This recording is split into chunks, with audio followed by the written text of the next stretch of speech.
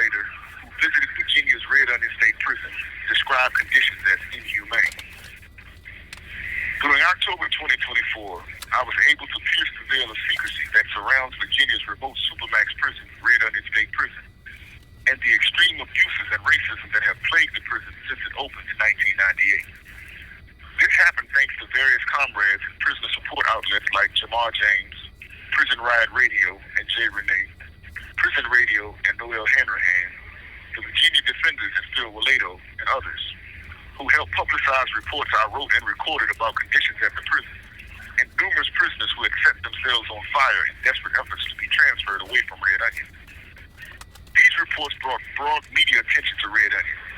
In response, the Virginia Prison System's Director, Chadwick Dotson, went into media evading addressing the inhumane conditions at the prison and deflected responsibility by claiming numerous invitations had been extended to state legislators to visit Red Onion, who were apparently unresponsive. One state legislator, Holly Sebald, who had visited the prison earlier in 2024, responded in a letter to Dotson on December 4th, 2024, criticizing his response and describing her own observation of Red Onion's conditions as, quote, inhumane, end quote. She, however, left it to Dotson to fix things there, which isn't likely to happen, as this prison, alongside its sister supermax, Wallens Ridge State Prison, has been a cesspool of racism and abuse since it opened in 1998. A large part of this situation lies in the constantly evaded but gross contrast between the racial and cultural makeup of the prison staff versus their prisoner population. The prison staff are almost totally white and come from segregated rural communities, while the prisoners are near totally urban black and brown. What makes the situation all the more volatile is it totally replicates the same racialized power imbalance that created and reinforced the violent racism of America's historic systems of slavery and Jim Crow segregation, with the use of a politically empowered and armed population of whites to police a disenfranchised and defenseless population of people of color, a condition that officials know will and does generate racist impunity, brutality, and abuse, yet they pretend not to recognize and deliberately conceal what they themselves have created. In fact, in the 2015 HBO documentary, Solitary, Inside Red Onion State Prison, Virginia officials quite deliberately hid this blatant racial and cultural contradiction by falsely portraying Red Onion staff as racially diverse and its prisoner population as majority white. This was done throughout the documentary. First, there was an opening scene of a black and white guard escorting a handcuffed white prisoner to a solitary confinement cell, a false depiction. There has never been more than approximately 3 blacks among the prison's nearly 400 guards who are otherwise totally white. Then 4 hand-picked prisoners were interviewed. 3 were white, 1 was black. All had been given free televisions by the prison's administration for giving watered-down interviews.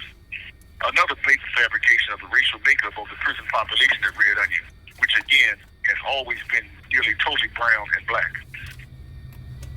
These false portrayals of the demographic makeup of Red Onion staff and prisoner population to the public was deliberate and made evident that Virginia officials feared showing the true racial composition and contradiction of these opposing bodies, knowing it would raise public questions and concerns about racism as a major cause of abusive conditions at these prisons and the long history of complaints of racism coming out of Red Onion. A picture is worth 1,000 words.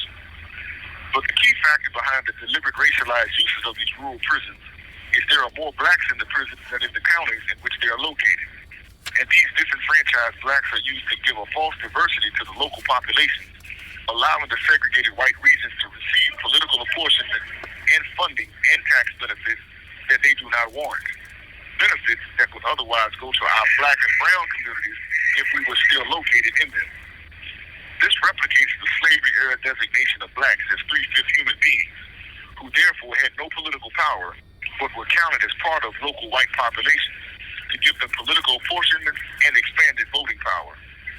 So Virginia officials deliberately send black and brown prisoners to Red Onion, Wallens Ridge, and others of their rural prisons, not for need of prison security, but rather to give unfair economic and political advantages to these rural white communities and take these benefits away from our black and brown communities. So you have a thinly disguised but exact replication of slavery-era policies of unjust enrichment and political empowerment of poor Southern white communities at the the expense of people of color, who these whites are armed and allowed to brutally police. And the practice is being more deeply entrenched with the systemic closing down of predominantly black staff prisons across the state, and the increasing shift of resources and new prison construction projects to rural segregated white communities like where Red Onion and Wallace Ridge are located. The solution is to close these unneeded and wastefully operated centers of racism and abuse down. So as long as they remain open, they will remain inhumane. This is Kevin Rashid Johnson, coming to you from within America's Gulag Archipelago. Dare to struggle, dare to win. All power to the people.